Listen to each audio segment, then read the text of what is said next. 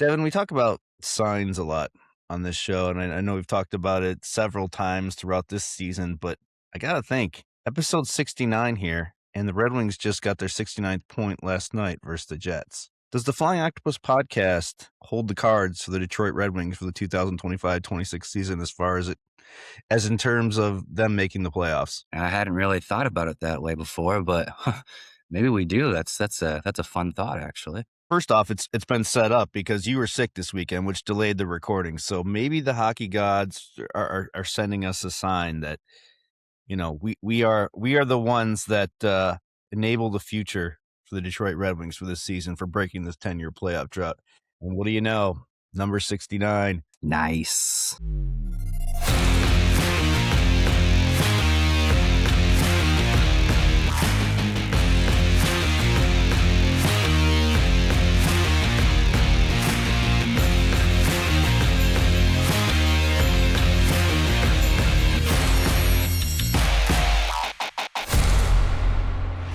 Welcome to the Flying Octopus podcast, offering a new perspective on Red Wings hockey, as well as all the important news from around the NHL. And now, here are your hosts, Tony Wolak, Devin Little, and Evan Sabourin. Hey, it's Carter Bear, and you're listening to the Flying Octopus podcast.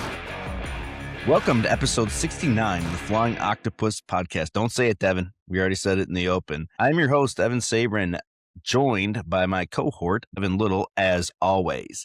Today's episode, we're going to recap Detroit's last three games. A big win in Toronto, a playoff-like OT loss to the Minnesota Wild, and a pretty dominant performance against the Winnipeg Jets on Saturday night. Yesterday, we woke up to some concerning news that Simon Edvinsson may be missing some time, and we're going to talk about that a little and what it could mean to the Red Wings down the stretch here. Then Devin and I are going to talk about two things that need to go right for the Red Wings the rest of the way so they can end this 10-year playoff drought.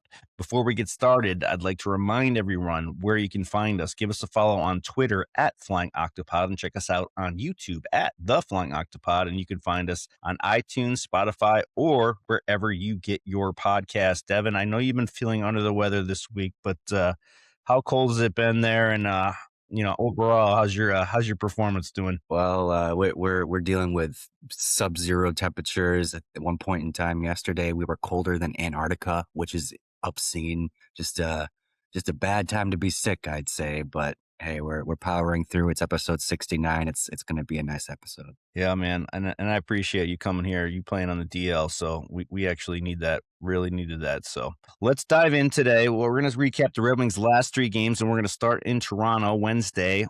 Wings went down early on a Scott Laughton goal, but the Red Wings tied it up off a great feed from Raymond to Simon Edvinsson, who we'll also talk about in a little bit. They tied at 1 heading into the first intermission. John Gibson, this was probably one of the best games John Gibson's played this season. I mean, he really stood on his head in this one, and I'm pretty sure you're going to agree with me on that. Just shut down the Leafs in the second period. On the power play, he was phenomenal. In the second period as well, Edvinsson turned it over, led to a penalty shot on Scott Laughton, which Gibson stopped. Wings had a lot of trouble clogging the middle in this game, I felt. There was too much open space in the middle of the ice for this one. Third period, there was a point where Gibson went down there for a second, and I'm sure Red Wings Nation was kind of held their breath there for a minute. Luckily, he got up, but that could have been a bad sign for the Red Wings there if Gibson had gotten hurt or missed any time. So this one went to OT. Red Wings dominated OT, 6 shots in overtime, and then Seider made probably one of the plays of the year, just absolutely bullying Easton Cowan just outside the Leafs blue line, stealing the puck. It looked like the freshman player trying to go up against the varsity player there. And he makes a great pass there, dumps it for Larkin. Just a heck of a win. I'm sure half the neighborhood in my neighborhood heard me screaming on that one. Larkin's 25th, fifth straight season of 25 or more goals for Dylan, 12th career OT goal, ties him with Sergei Fedorov for most in franchise history. Though when TSN interviewed him after, he talked about, Fedorov didn't play in the 3-on-3 overtime era. So there may have been a little bit difference in Fedorov's numbers had he played in that one. Shots were 41-31 in favor of Detroit. Story of this game, though, like I just said, John Gibson. This guy's on a heater. Seider almost played 28 minutes of ice time on this one. Red Wings sweep the season series against the Leafs for the first time since the 1995-96 season. Devin, what did you see in this one? Well, I think the biggest thing that I took away is that the Red Wings fully own the Maple Leafs this year. I obviously got to go see that game in Detroit late December, where they won in overtime. Simon Edvinsson had that goal. Um, it just a really good game. I think that it's encouraging to see them continue to find ways to defeat a team like the Maple Leafs, not just because of the experience the Maple Leafs have had. They obviously have been really close to breaking through for a decade, it seems like, at this point. And then obviously division rivals as well. There's definitely a chance that Detroit could play Toronto in the playoffs if we get there.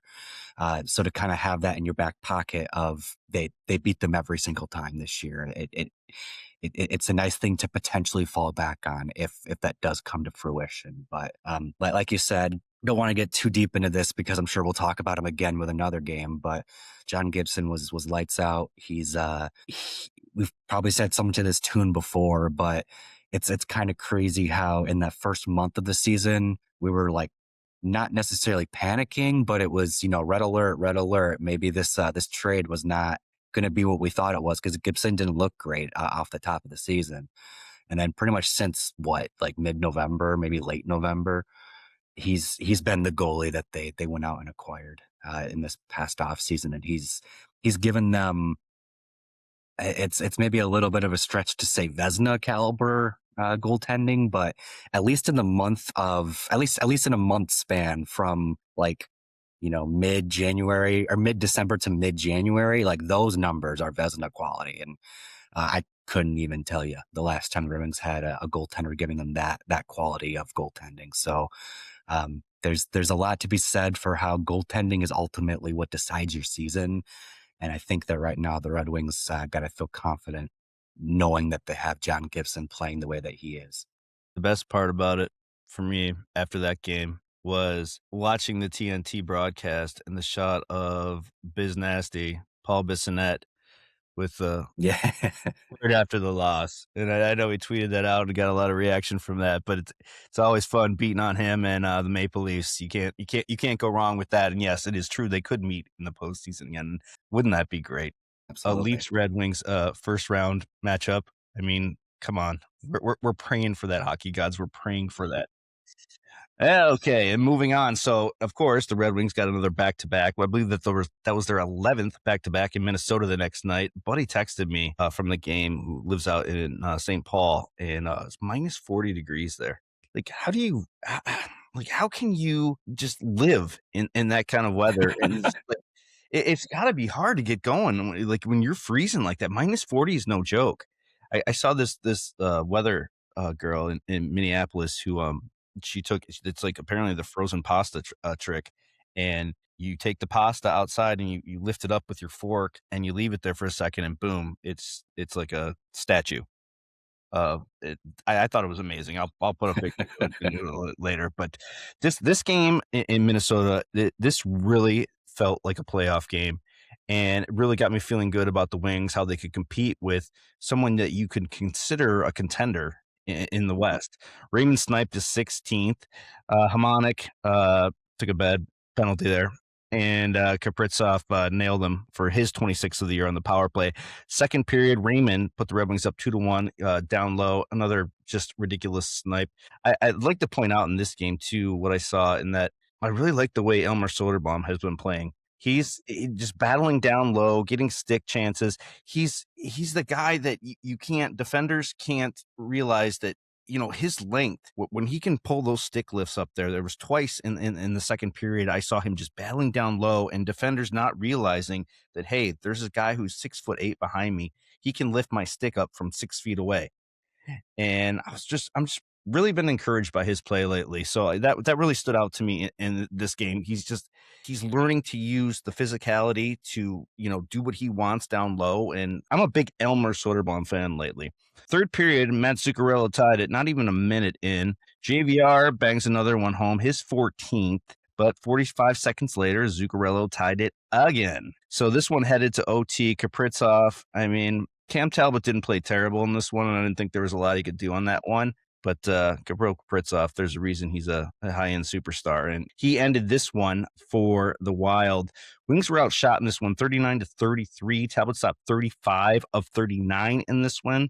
Wings still get a point. Would you agree with me when you saw that this game had like a real playoff like atmosphere feel to it? Oh yeah, absolutely. Even just down to like the back and forth, this team scores and the other team gets it right back. It goes to overtime. Like to some extent, I almost kind of wish that they would have thrown regular season overtime rules out the window and let them play 20 minutes because it was a really fun hockey game. And even more so, like it wasn't the Maple Leafs. It wasn't the Senators. It wasn't a division rival, not even a conference rival. The Wild are out in the West, so kind of a fun playoff atmosphere in a game that you maybe wouldn't have necessarily expected it going into it. But then there's also kind of the fun plot line that was kind of hanging overhead of Quinn Hughes, obviously. Acquired by the Minnesota Wild, a lot of rumors surrounding the Red Wings, even some reports that Hughes wanted to go to Detroit, but Eisman wouldn't pay the price to bring him in. And it may be a little disappointing for the Red Wings to not get the job done that night to kind of show, hey, we didn't need Quinn Hughes, but alas, it was a really good game. If that was if by some crazy outcome we get a Stanley Cup final this year of Minnesota versus Detroit, that would be insane. But I think we'd be in for a really fun Stanley Cup final because that was a really fun game. Yeah, the back and forth, and like I said, just a playoff atmosphere. It just really felt like that. And the games that the Red Wings are playing now, which are obviously more meaningful considering where they are in the standings, was just it's just been good vibes, man. It's been really good vibes around this team. So let's flash forward to Saturday night in Winnipeg, and I'm sure it was nice and cozy and warm there. Teams traded goals in the first with JT Compher banging one home early. He got pancaked in front of the net by Luke Shen on that. Like, just absolutely bulldozed. But it's good to see Compher freaking getting on the score sheet there. Third period, no scoring in the second period, by the way. Third period saw the Wings score 4 times, though. Compher again. Lucas Raymond netted his 18th on a kind of a controversial goal that they thought might have been a high sticking. I mean, Ken said it right off the bat that they thought it was going to get called back. It did not. DeBrincat added empty netter, and Marco Kasper got his 5th of the year on a 2-on-1 with Larkin with just over a minute left. Red Wings win this one 5-1, outshot the Jets 31-27. John Gibson, 26 saves to earn his 21st win of the season. He's now earned victories in 8 straight starts dating back to January 5th, and 32 games so far. Gibson is 21-9-1 with a 2.62 goals against average and a 906 save percentage. After the game, JT Compher was asked about the resiliency of this team. Todd told us before the game about this team's resiliency. What makes this team so resilient? Yeah, I think, we've gotten to know each other real well over the last few years. Guys have, this isn't a new group. This is a group that's been together, and we've been through, highs and lows, and I'll go to battle with that group any day.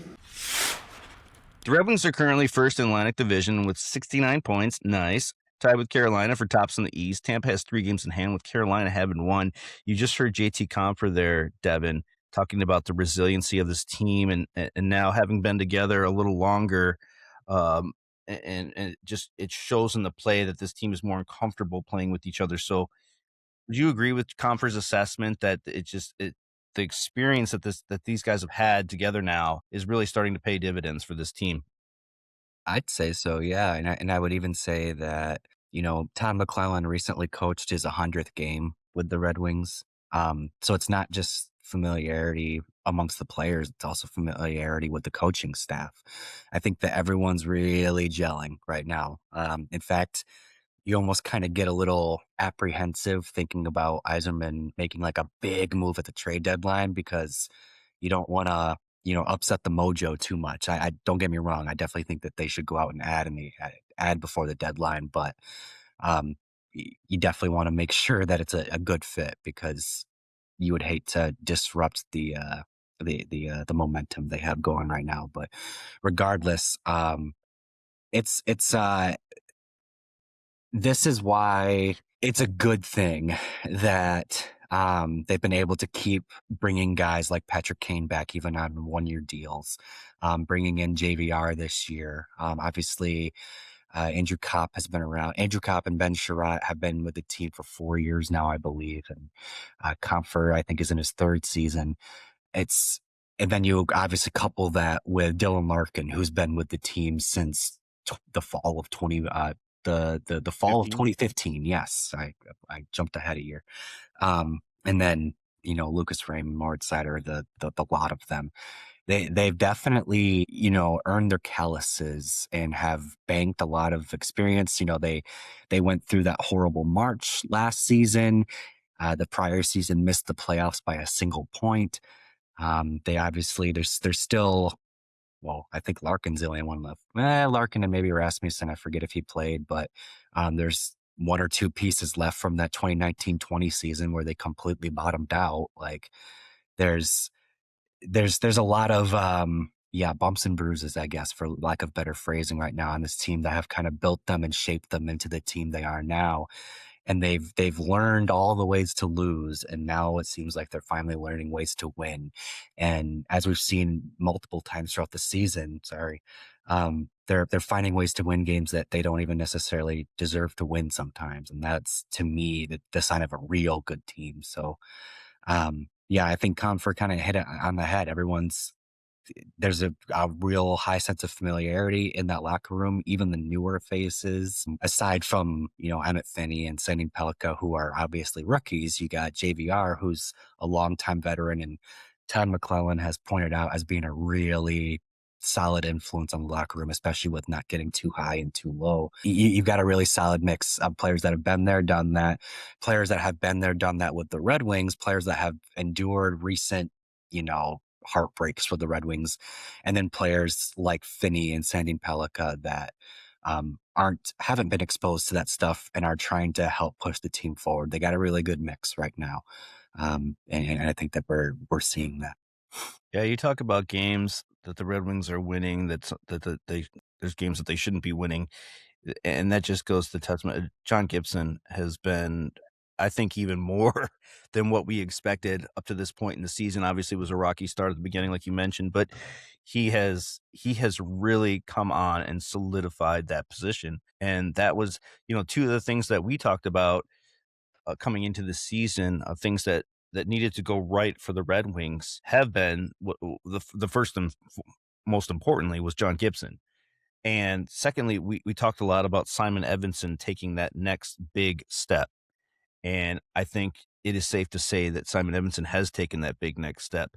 But now we get into the news yesterday that saw Simon Edvinsson was going to miss the Winnipeg game. And the way that Todd McClellan described it is kind of what is concerning, because Todd McClellan had this to say yesterday about Simon Edvinsson's lower body injury. Edvinsson will not play against Winnipeg Jets on Saturday night and will be looked at when we get back to Detroit this week and try and determine what path he's taking. So when you hear the word path, does that scare you, Devin? Because if anything, we've learned this season is that the Red Wings have been pretty good with dodging the injury bug, but if you lose a Seider or an Edvinsson for any prolonged period of time, I think it's pretty safe to say that it's time to panic. Yeah.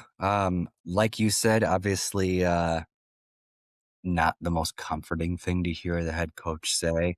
And I guess maybe before we get too deep into this, it could amount to nothing, right? Like until we hear what is going on, it might be a day by day thing. It might be a week by week thing, but it could also be a significant thing. And that's definitely the scary part. And it's also, extrapolated in terms of how scary it is because of how important Simon Edvinsson is to the Red Wings lineup and to that top pairing with Moritz Seider. Ken Daniels on the broadcast ahead of the Winnipeg Jets game mentioned that without Seider in the lineup, it was just going to be more minutes for Seider. And while that's true, and he can obviously handle it, he's having a hell of a season. It kind of shows how thin things get once you get past Edvinsson and Seider. And that's no offense to Ben Sherratt and Albert Johansson, who have both, I thought, been pretty good the last couple of games as well. But there's definitely a drop off, right? And we talk about, and we're going to talk about things that they could potentially do to give them the best chance to make the playoffs. And, speaking specifically about the deadline, if Edvinsson's going to miss a significant chunk of time, I think that only further emboldens the fact that they need to acquire a defenseman.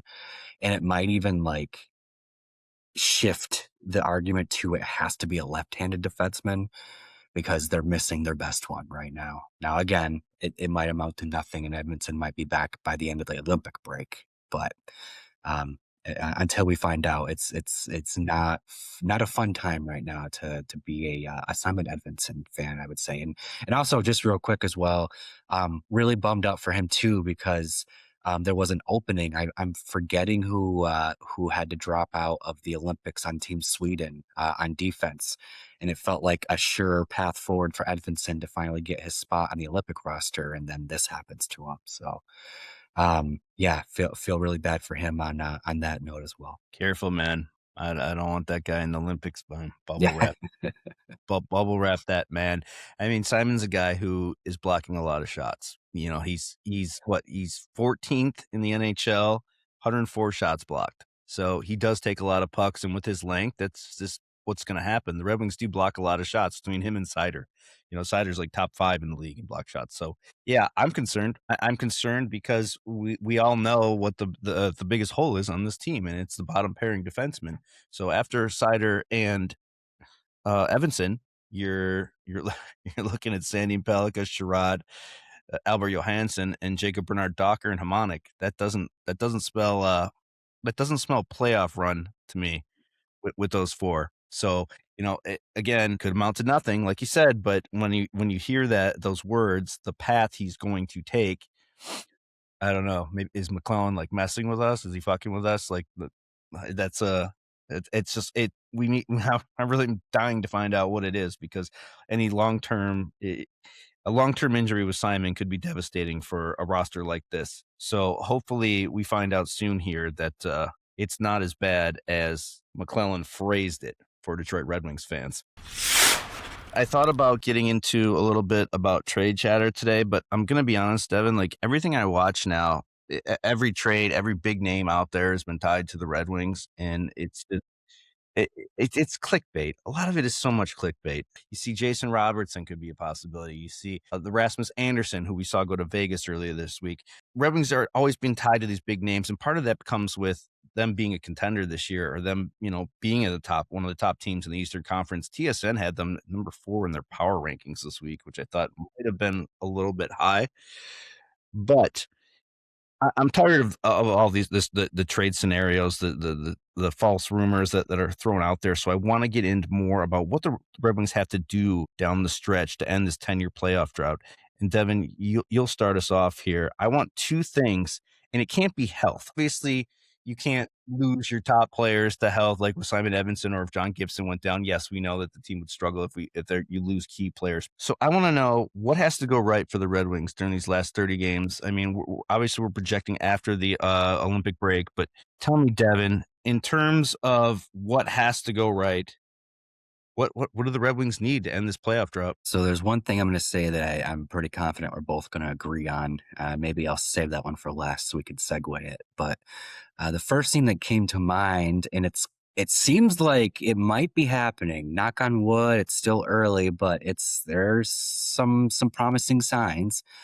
Get Marco Kasper going. Actually, I kind of talk about how, or I think about how they need to make additions. There's room to make additions in both the forward group and the defensive group for the Red Wings right now. I think that getting Kasper back up to the level he was at the end of last season would kind of count as adding a forward. You haven't had that Kasper all season. If you can get that Kasper back, that's a huge boost to the lineup. And like I said, it seems like he's maybe starting to wake up. He has 2 goals and 6 points in his last 5 games. Has really looked good on that top line, being reunited on that top line with Dylan Larkin and Lucas Raymond. I'm actually kind of, now that he's doing what he's doing, I'm actually kind of surprised that it took this long to get him back up there, because it's getting him going, obviously. It worked with DeBrincat earlier in the season, right? But yeah, if Casper can kind of get back up to speed and maybe even start to take some steps forward, that's huge. That's going to be a huge boost to Detroit's lineup. And then if Casper is kind of rounding into form, he definitely likes to play a in-your-face style of game. I wouldn't necessarily describe him as a mean player, but he's definitely not afraid to muck it up, near the crease and along the boards. But I do think that the Red Wings would be well served to add a little bit of mean to their lineup. That could take the form of that could be in many different forms. Maybe they bring in Austin Watson as a permanent fixture of the lineup. Maybe they trade for a guy on a forward or a defenseman that just is known for being really physical. These games are going to start, we talk about that Minnesota game being a playoff atmosphere. Well, once we get out of the Olympic break, I'm kind of expecting that playoff atmosphere to start being more and more of a frequent thing, especially as we get into March and then April. Even though the playoffs don't start until mid-April, the playoff games definitely start before then, and the Red Wings will want to be able to hold their own against teams that have that physicality in their lineup. If they start to get shoved around a lot, it's not going to go well for them. And then my last point, and I think this is the one that we'll both definitely agree on, I do think they need to make an addition on their blue line. How significant of one might depend on the Simon Edvinsson injury, like we were just talking about. If Edvinsson's out for a significant period of time, they might be time to make a really big move on the blue line. Maybe you bring in, not like a Quinn Hughes, obviously, but, it's time to make a swing. But if it seems like he'll be back in a reasonable amount of time, then maybe target somebody to round out the blue line. Recently on social media, I mentioned Connor Murphy. It really stands out to me as somebody that could really, I think, pull the blue line together. He's with the Chicago Blackhawks right now, defensive defenseman, right-handed guy, 32 years old, I believe. Expired. He's on an expiring contract, so that's a whole other thing. But he's got an experience. He's a defensive defenseman. I think that he would bring a lot of elements that this team needs, but he's not the only guy that would definitely give a boost to their defense. I think one way or another, they do need to look into potentially, obviously improving their blue line and maybe doing it so that, Sandin Pellikka can maybe slide down to that third pairing. Maybe there's less of a burden on him, and then you aren't having to rely on Bernard Docker and Hamonic on any given night as well. Yeah, and I said last week, I think Sandy and Pellikka in another organization would still be in the AHL developing. The problem with the Red Wings is that they don't have defensemen better than Sandy and Pellikka at this point. But a third pairing role, I think that's what he's suited for at this point in his career. Do I think he's going to be great down the line? Yes, but you're talking about a young defenseman who's already this season played more games than he's ever played in a season. So yes, the Red Wings do want to make a trade. I expect the Red Wings to make a trade soon here for that, because you look at guys like Docker and Hamonic, and you can pick apart their game so easily with the mistakes that they make. Bernard Docker he struggles with decisiveness. He's last night just clearing pucks has been an issue for him too, and we don't know all about Hamonic. I mean, God, he's the Red Wings whipping boy this season as far as defense. When you see him slotted into the lineup, it's the tweets, the texts, everything you see. It's like, oh, this one's in the bush. But Something about that number 52, right? I know, right? Marco Casper too. The thing with Marco Casper is there's so many things he does that don't show up on the score sheet, and I think that's why Todd McClellan likes him, and the offense that he's displayed over the last several weeks is starting to make me feel better. But the thing with him is like you never get a consistent line. There's just too many. There's too many tries to put him in here, fitting him in there. I think he needs to play with those skilled players, and I do like seeing him on the top line if they can get him going like with that. You saw last night a goal and an assist. went in on that 2-on-1 with Larkin and buried it past Hellebuck. Love seeing that.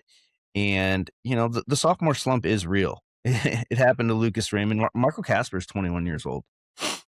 He's 21 years old. He is throwing his body around out there. He is a physical presence. I'm not worried about him yet. I'm just not at that age.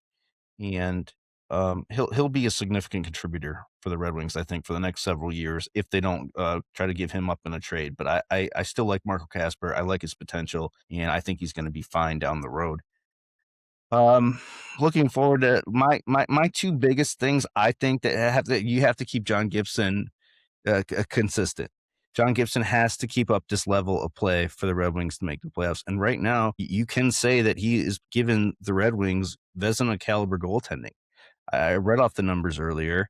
He is coming up with the big saves. This is the best goaltender the Red Wings have had in nearly 20 years. You can go back to, you might have to go back to Dominic Hasek when he played with the Red Wings in the early 2000s, because what Gibby's doing right now we haven't seen in a long time. Jimmy Howard was never this kind of goaltender. Alex Lyon, James Reimer. We can go through the list of just subpar goaltending that the Red Wings have had over the last 20 years. But Gibson has really found his groove at this point, and it's making a big difference. And stealing games is something when you're making a playoff run, you need that goaltender that can come in there and win those games that you don't deserve to be winning. And I think Gibson has done that and more on several occasions this season. Just going back to the Toronto game, that second period where he was just getting pummeled, and then stops the penalty shot on Scott Lawton there. I mean, this is exactly what the Red Wings needed, because the defense in front of them isn't that great beyond Seider and Edvinsson. So it's really good to see that the Red Wings have found that person, that goalie that can, come in, make these big stops in key moments and steal those games, because we haven't seen that over the years. Obviously, you stole my second thing, which was finding that second pairing defenseman. That and instead of me repeating what you just said, I want to talk about some guys that the Red Wings could bring in that could make a significant difference. I don't think the Red Wings or Detroit needs to take a big swing here. You said Connor Murphy. I think there's other guys that you can look at, and you got to look at those teams like Calgary and Vancouver, who are just probably going to fire sale. Let's get realistic here. Some of these teams realize where they're at, and the Gavin McKenna stakes are at its highest coming down the stretch here. I'd look, even if Calgary wanted to turn around and trade a Zach Whitecloud just after acquiring him in that Rasmus Anderson deal. I know his name's been out there. There's guys like Jamie Alexiak in Seattle, who I think could be, a significant addition without having to give up huge assets. And I think that's where the Red Wings should kind of look at the trade deadline, is just a solid second pairing defenseman that you're not going to get much from an offensive standpoint, but can lock it down defensively, because the Red Wings don't really have that. Another name I was thinking about was a guy like Tyler Myers, a little bit older, longer in the tooth, but again, these guys are guys that aren't going to cost the Red Wings a lot, and I think they can be a significant improvement over what you have in guys like Hamonic and Bernard Docker. So I definitely think that the Yzerman's going to be looking at a trade. I wouldn't be surprised if it came before the Olympic break. Yeah, I think upgrading the blue line at a significant cost for this team could do wonders down the stretch as they try to end this playoff drought. All right, we're getting ready to wrap here, but before we go, we do have some news and notes. A lot of significant stuff happening in Hockey Town this week. So, Devin, start us off. Alrighty. First and foremost, we definitely got to talk about Mickey Redmond, color analyst for Red Wings broadcasts, taking a leave of absence, had to undergo a medical procedure with his neck. Ken Daniels on the Winnipeg Jets broadcast did mention that he is the procedure's done. He's at home recovering, dealing with a little stiffness, but he's all right. And we here at the Flying Octopus podcast wish Mickey Redmond the best, and hope wish him the best and a speedy recovery. Yeah, man, true legend of the game. It's still crazy to me that he was the voice that I heard as a youngster, and now in my older years, he's still going, and he ain't slowing down. The Mickeyisms will never get old. The plaid flannel shirts, love them. Yeah, all the best to Mickey, man. A true Red Wings legend, a true great in this game, and one of the best to ever do it as far as a color analyst. I agree. And honestly, if there's one thing that this is kind of forced to the forefront of my attention, it's that the day is coming where Mickey's going to retire or whatever, and he's not going to be on the broadcast anymore, and it's going to be very strange because you there you're listening to a Red Wings broadcast when you hear bingo bango. Like it's you can't replicate that anywhere else. So while we have Mickey, it's like we said, best or speed recovery to him, but we're gonna hold on to Mickey while we have him. It was strange for me when Dave Strader left the Red Wings, and that was a long time ago. And now, as long as Mickey's been with this club, it's he's one of a kind. There'll never be another Mickey Redmond. So again, all the best to Mickey. Looking ahead to some notable prospects in the Red Wings prospect pool. Max Plante and Trey Augustine have both been nominated for the Hobey Baker Award, top collegiate player in the NCAA. Max Plante is a forward with the University of Minnesota Duluth, has been kind of on and off holding the points lead in the entire NCAA, has really kind of announced himself as a prospect to keep an eye on this season, a second-round pick in the 2024 draft. And then Trey Augustine, obviously, if you haven't heard of him by now, I don't know what rock you're living under, but you might want to learn about this guy because he's the Red Wings' other goalie of the future. Obviously doing fantastic things with the Michigan State Spartans. Having an outright dominant year in the crease. I think the only question for me when it comes to Augustine, well, maybe there's two questions when it comes to Augustine. It's one, does he finally get that national championship he's obviously in pursuit of? And then two, when his season is done, does he immediately get minutes in Grand Rapids or where does he go? Because the dude's really good. What are your thoughts on our two Hobey Baker nominees here, Evan? Max Plante leading the NCAA in scoring as a sophomore is pretty significant. It's wild. And remember when he was drafted 2 years ago in Vegas, a lot of people were like, what were the Red Wings thinking there with that pick? So this is definitely an Iserman, I know what I'm doing moment.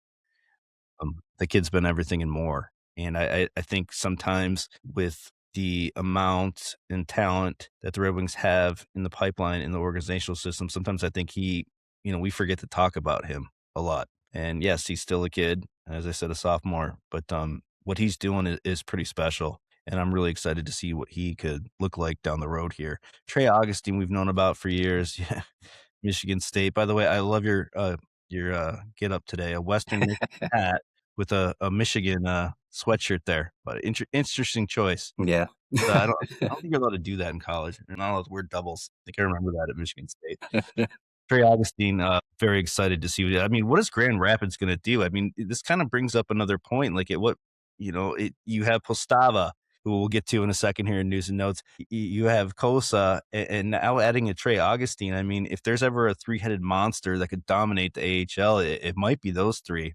Grand Rapids, still cooking. Like, geez, that you guys are gonna have some fun there, this spring with that team, because when you think about the players they could possibly add towards the end of the season, we still haven't talked about Buchelnikov coming over yet, which is also still a possibility. So Grand Rapids could be a wagon, and with Trey Augustine, Kosa. At that point, Kosa's got to get a shot this season. He's got to see some games. And I still think he will. But, man, could you imagine those three down there?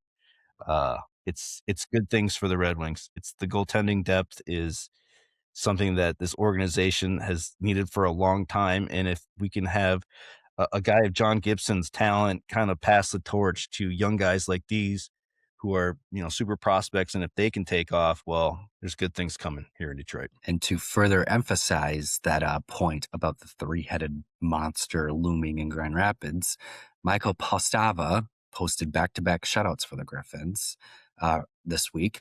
What a segue. Right. Yeah, exactly. Crazy. It's crazy. First of all, we've talked about it plenty already. the Griffins are on a season like no other. I don't think we'll ever see a season like this again. It's absolutely insane how good the Griffins are playing this year.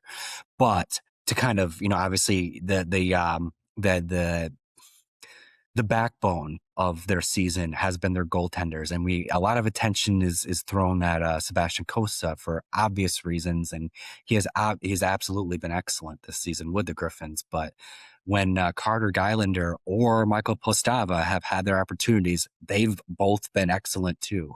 Postava, even before his injury in November, was already looking like, oh wow, they might have actually found another guy. And now that he's back from his injury and he's posting back-to-back shutouts and he's looking to pick up right where he left off, it's kind of obscene how much goaltending talent is within the system, so to speak, right now. Just Cossa, Postava, and Geilander, Gibson and Talbot. And then to kind of think about how you also have Augustine theoretically coming into the picture relatively soon here.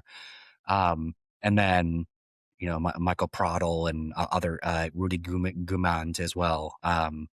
There's the list goes on and on. It's crazy what's going on in the Red Wings goalie pipeline. Yeah, that's and that's something that there is a surplus, and if the Red Wings do want to take a swing, that's where you could see it come from. Absolutely. And then last but certainly not least, like to look outside of Detroit for this one. Since the Red Wings own the Maple Leafs, figure we might as well talk about their new property. Mitch Marner played his first game back in Toronto with as a member of the Golden Knights. I think the thing that kind of cracked me up was, obviously they always do a video tribute for some time, and everyone's booing Mitch. They're boo, boo, boo. And then this video plays and it's quiet. It's respectful. It's like everyone's kind of reminiscing about the good days they had. And then as soon as the video's over, they go right back to it. Like it's like for just a couple of minutes, they got to be friendly again. I kind of wonder, we just got to see the Red Wings retire Sergei Fedorov's number. Devin, do you feel like there's maybe some parallels between Mitch Marner and Sergei Fedorov? Obviously, Mitch Marner's a little bit younger than Fedorov was when he left, but I don't know. I see some kind of parallels here. Yeah, obviously the Leafs didn't have the playoff success with Marner that the Red Wings have. Dude, did you see that they were coming out of the tunnel and somebody was holding a Mitch Marner jersey, number 16 jersey, but it said sellout. And as they were coming out of the tunnel, and it was like right in his face, and Keegan Kolesar on the Knights just ripped it out of the fan's hand and threw it down. Yeah, it was. It's Mitch Marner.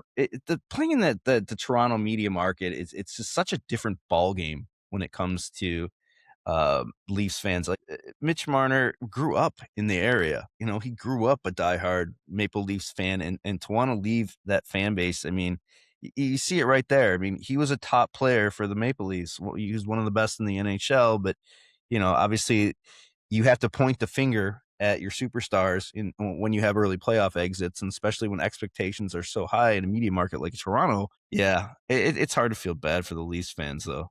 It just really is. A team you always enjoy beating, a team you always have to call your Maple Leafs buddy if you have one, and let them know that, hey, we just swept you guys for the first time in 30 plus years. So Marner, he's going to go down as a Maple Leafs great. Don't think he'll ever get his number retired there. More based not on his performance, but based on just how they treat players there. It's a bigger market. It's the biggest market in the NHL, probably. You combine that with Montreal, New York, and Detroit. It's just that the media there is so much harder on players than they are in other places, and to the point that a homegrown kid wants to leave to go to a team that was just formed, as recently as 10 years ago or 6 or 7 years ago, whatever, the Vegas Golden Knights. That kind of says a lot about how difficult it can be to play in a market like Toronto. All right, up next for the Red Wings this week, they are at home to take on the Los Angeles Kings on Tuesday. And then on Thursday, the Capitals invade LCA. We will be back next Friday with episode 70. because 69 is now over. Nice. Devin, I want to give you a shout out today for playing hurt, man, because I know you've been sick the past couple days, and we still wanted to fight to get this podcast out. I know you're freezing your butt off back there, so I just want to give you a quick little golf clap. Thank you very much for playing hurt today with us. There's on no episode I in 6. team. Hey, man, you're a hockey player. You got to play hurt sometimes. So we'll be back next Friday. Thanks for watching episode 69 of the Flying Octopus podcast. See you next week. Thanks for listening to the Flying Octopus podcast. Follow us on YouTube at the Flying Octopus channel and Twitter at Flying Octopod.